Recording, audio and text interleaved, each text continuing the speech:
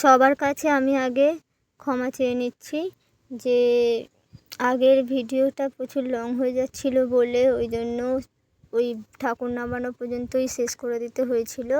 আজকে আমি তোমাদেরকে দেখাবো বরণ কিভাবে হচ্ছে, কে কে করছে, কখন ঠাকুর বিসর্জন করা হলো, আর কখন সব খাওয়া দাওয়া হলো এইসব।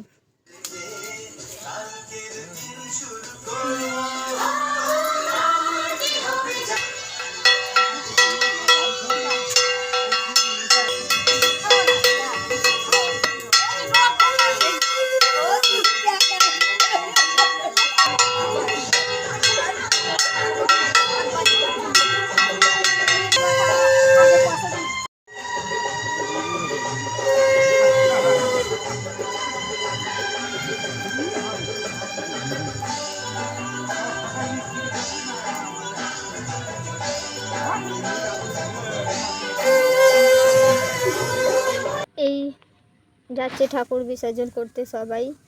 চলো ঠাকুর বিসর্জনটা করে আসাই যাক। আর কোথায় মানে কত দূরে যে ঠাকুর বিসর্জন করতে গেলাম সেটাও তোমাদের কাছে শেয়ার করলাম। আর ভিডিওটা কেমন লাগলো প্রথম থেকে শেষ পর্যন্ত সেইটা বলতেও ভুলবে না কমেন্ট করে।